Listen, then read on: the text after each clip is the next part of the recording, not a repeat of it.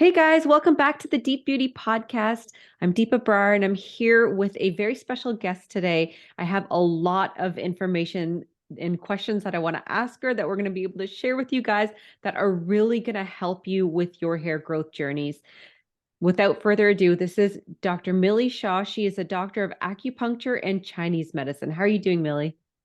I'm wonderful. Thank you for having me. And hi, everybody. Hi, everybody listening. Yeah. Thank you so much again. Like we just got connected through your sister who's part of the Chai Mamas. As soon as she threw this concept out there, I was like, "Oh my God, yes, definitely I want to have her on the podcast because we haven't shared anything about acupuncture on the podcast just yet. So you're going to be the first person that we're talking to about this and I'm so excited having tried it myself, not for hair loss, but having tried it myself, I'm a big supporter.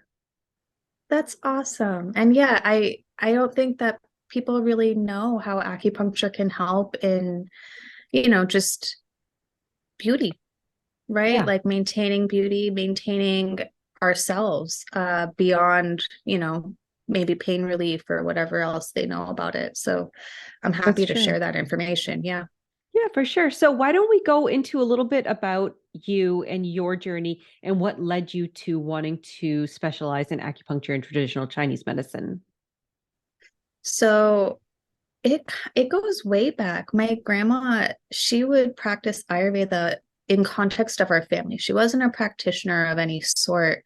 But I would be taking turmeric, like haldi milk for a cough that I had that was lingering, or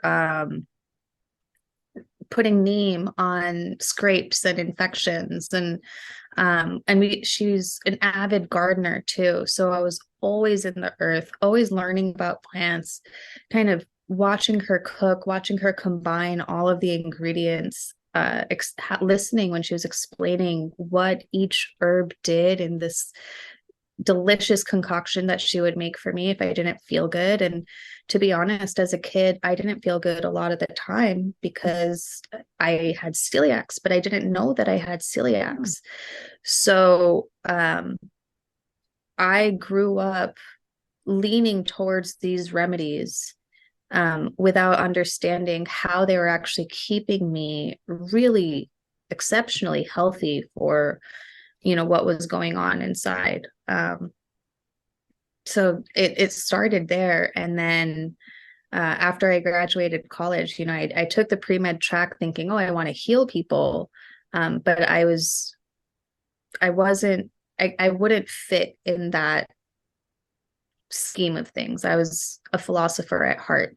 So I graduated with my philosophy degree and had no Oh, idea no what I was way. going to do next. Like, I'm Wow. so scared. It was 2007. I graduated with a philosophy degree and then the market crashed. I was like, oh man. So so then of course, bringing it back around to my sister, she knew somebody who was going to acupuncture school out here in California. I was back in New York. And she just told me a little bit about it. I looked up a little bit online and immediately was sold. So I enrolled. Right just I guess a year and a half or 2 years after I graduated college, I went for the master's in acupuncture. Oh, wow. So how many years have you been doing it now? Oh Lord. I guess 9. I'm in my ninth year of Mhm. practicing. That's Wow, that's crazy. amazing. Oh my And gosh. do you see a lot of cases of patients that just are so like just that come in knowing nothing about acupuncture and leave like just so grateful to have found it? Yeah, Yeah. absolutely.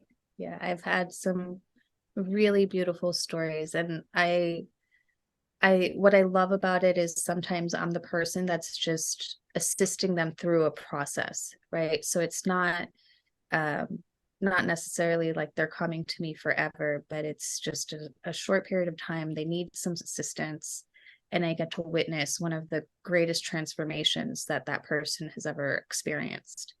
And that's, I get a little emotional, but that's what does it for me, is just being able to walk with people through their journeys, especially with them coming in, not knowing, they're just like, my friend referred me. They said I need you, and they said I need to do this. And so I'm here. I'm like, okay, great. I'm glad you're here. Let's do it. Oh, that's awesome. That's so good. So now when it comes to hair loss, have you had any personal experience with this or anyone in your family or anything like that? My grandmother is the one who got me into all of it. She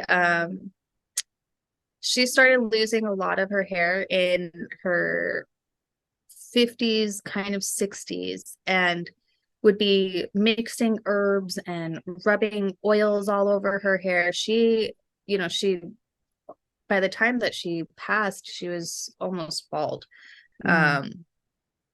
But and most of it had to do with stress. And we learned later that, the celiac gene that I have was on my maternal side. So it was a result of this Oh, autoimmune condition that she didn't know she had, that she adjusted her life around so that she would feel better. But watching her do all of that for her beauty regimen and her hair, same thing with my mom and dad, oil massage in the hmm evening was a big thing. hmm So we would all gather around and just start doing scalp massage with herbal hair oils from Patel Brothers. And just, you know, It's a very it's common what I thing was used to. in Indian Yeah, it's just households. very Yeah. common. Yeah. Yeah. And it was a way for us to connect, and it was a way for us to relax at the end of the day. Even to this day, if I don't feel good, my mom immediately suggests, do you want me to give you oil massage? And I'm like, it's okay, but actually, yes, please. Because it's so comforting. hmm And yeah, I just grew up around that. And in terms of my own experience, my first leaky gut episode, when it really flared up, um, I think physiologically I was exhibiting signs of diabetes or hypothyroidism, because it Okay. was a pretty severe inflammatory state that I was in. Um, and so I started losing a lot of hair. I even remember taking pictures because I was like, what happened to my part? And I had a lot. I had a lot of hair. So even with me losing a lot of hair, I still looked like I had hair, hmm but I could tell like my ponytail was like half the size. Yeah. Um, That's exactly what I and experienced. Like you can cover it, but then like you know yourself, like yeah, that's exactly. not as much there. And it feels different, Mm. it just, when you know that you're healthy, you feel differently. And if hmm something is wrong, you can tell, right? And Yeah. it'll either show up in the hair or the skin, muscle tone, whatever it is, it shows up somewhere. So I lost a bunch of hair when I did an elimination diet for 6 months, Wow. at which, 6 months. yeah, it was crazy. I started with all liquid for a month and a half. It was because I was in a bad spot. So liquid diet for a month and a half, and then started working in foods like cooked vegetables. Then I added in rice. And then by month 4, I felt really good again. And I tried, my roommate at the time brought home these delicious Polynesian breads that her mom had made, Mhm. and I ate 4 of them, these rolls. I I was love like, that. they're homemade. I could eat them. I Yeah. couldn't eat them. Oh Within no. 45 minutes, I had a full-on sinus infection. My whole body felt inflamed, and I was sick for 3 weeks. Oh my And gosh. I guess that was my, Oh, okay, I guess we're gonna put the nail in the coffin on this one. No more gluten. Um, I also had taken a genetic test at that time, and it came back with me having the gene that only 5 to 10% of the people with celiacs have. oh So wow. no doctor ever picked up on it because they only test for 2, Uh, and I had the third. oh my gosh. So what was that, Jean? It's HLA-DQ8. Okay. And it's not only just celiacs, but you have a tendency towards autoimmune disease. Okay. So, like I'm extra careful with not getting diabetes because it runs rampant in both sides of the family. Mhm. Um, I know that if I'm feeling run down, I'll exhibit signs of having thyroid issues. Even if my labs come back within normal range, it'll Mhm. feel that way. And so over the past 10 years or so, I've been really honing in on those really subtle indicators within my own body Mhm. of when I'm having an autoimmune flare up because of my gut issues. Okay. And yeah, and it's nuts. So once I got that under control, the hairs stopped falling out, which was great. That Wow. Yeah. that was really wonderful. And it started to, the texture started to come back, the volume started to come back. And then it happened again when in like 2020, I got COVID before we knew it was COVID. So I was sick for 3 weeks and I got the telogen effluvium. And Mhm. that's when after a stressful event, you can lose all of your hair. Pretty common with Or, COVID. and it was really common. Yeah. Yeah. So then I was like, oh my gosh, is again? But I knew what to do. And it was a lot of rest, getting acupuncture actually, because that helped to calm my nervous system.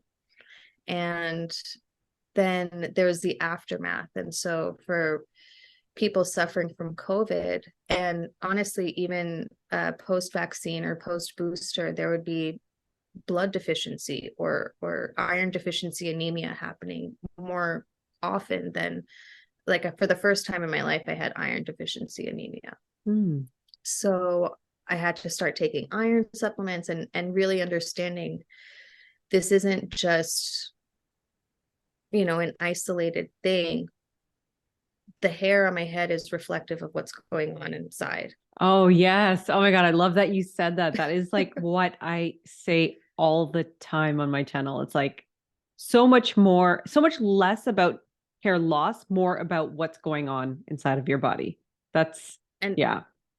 and once you figure that out, then this will be fine, Yeah. even in because the texture changed, which was so crazy. Like, and this is just me getting older. I don't even think it had anything to do with anything, but I used to have really straight hair and then it turned wavy curly Hmm. in my 30s.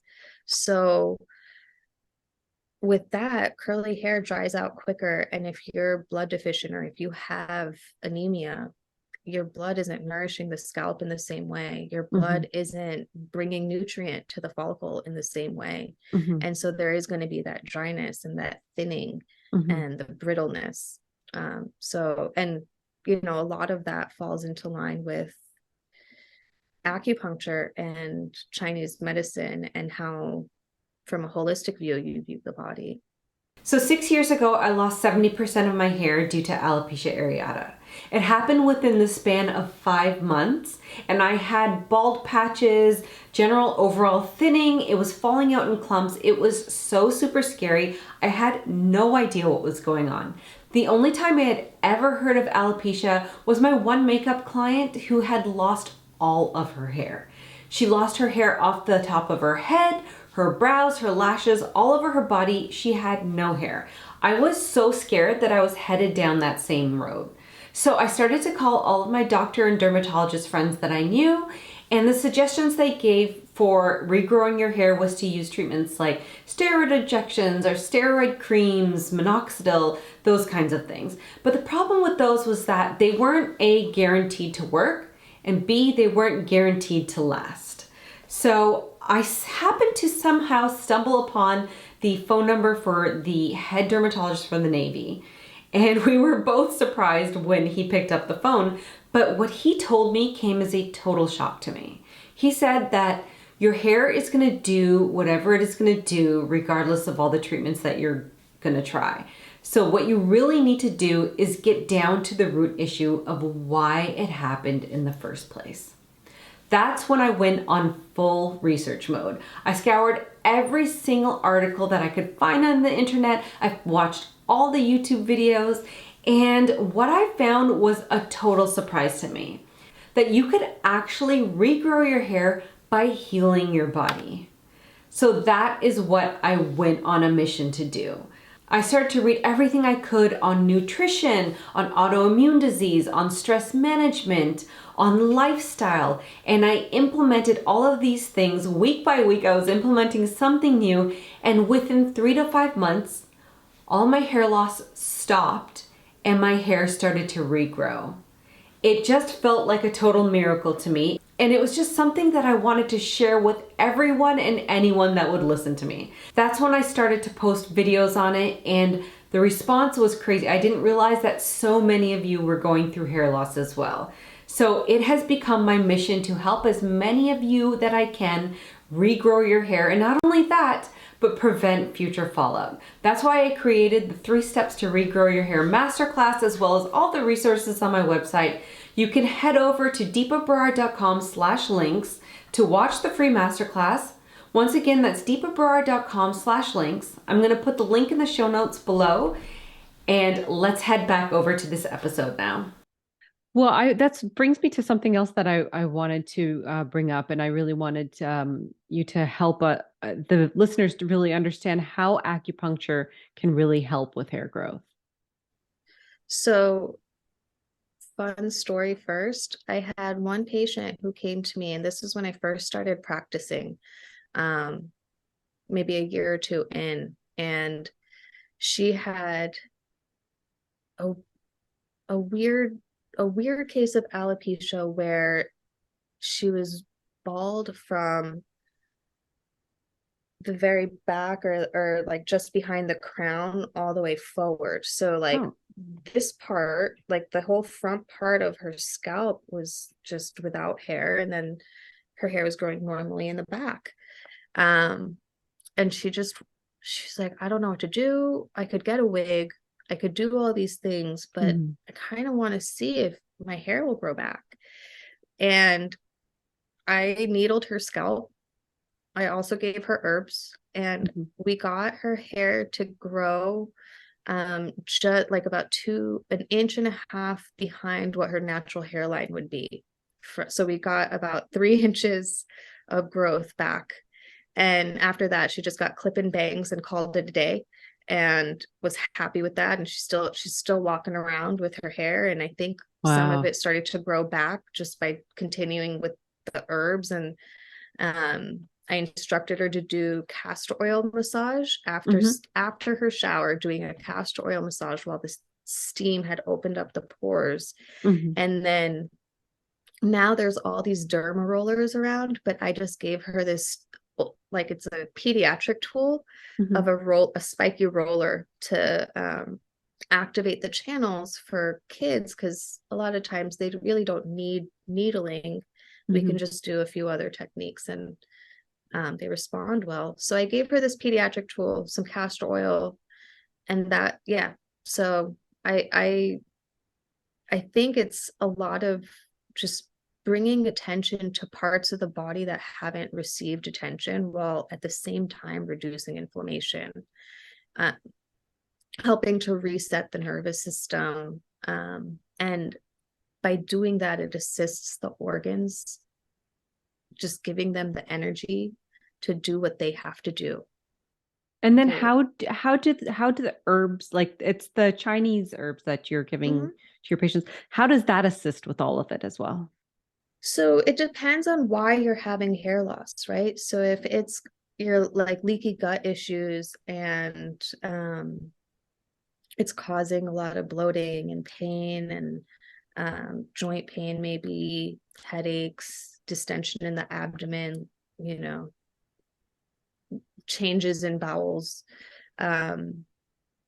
swelling, anything like that, then we're going to be giving herbs that really help to support the metabolism, that help to bring that fire, that digestive fire, the internal fire back on, so that you're metabolizing your nutrient properly. And by doing that, then that nourishment will be able to mist up and reach the scalp. Okay. On the That other makes a lot of hand, sense. yeah, and it could also be how a lot of people post COVID experienced this anemia or iron deficiency anemia.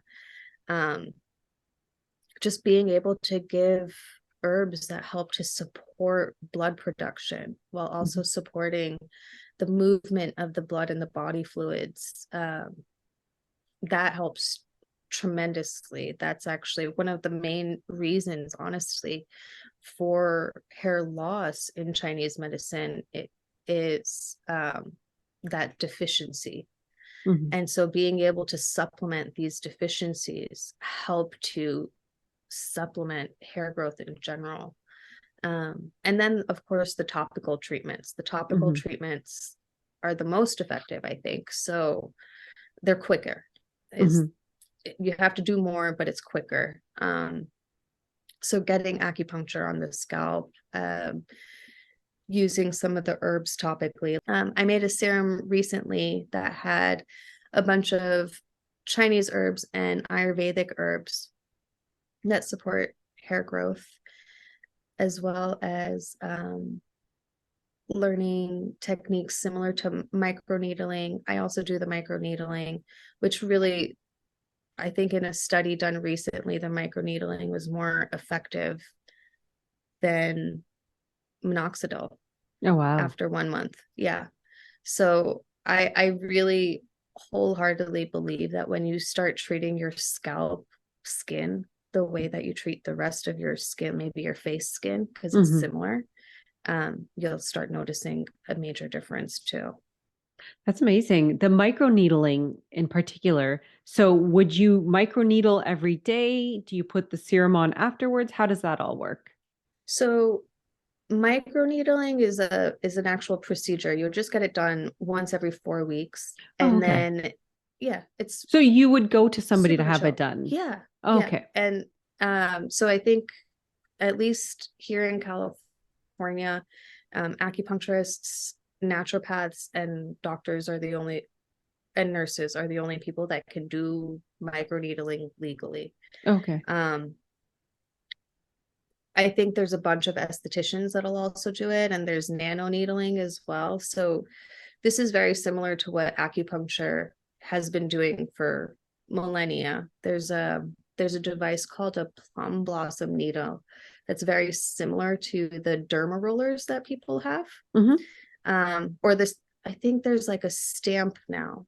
There's like serum and there's a stamp with needles, and like you can stamp your skin, which I think is crazy. Oh. Because I don't know how they sterilize that, but yeah. So the plum blossom, you would just basically tap these needles into the scalp in different areas, especially in the areas that are you're experiencing hair loss. One, I think, what's the word, like precursor to getting that hair loss is sometimes scalp pain in specific areas.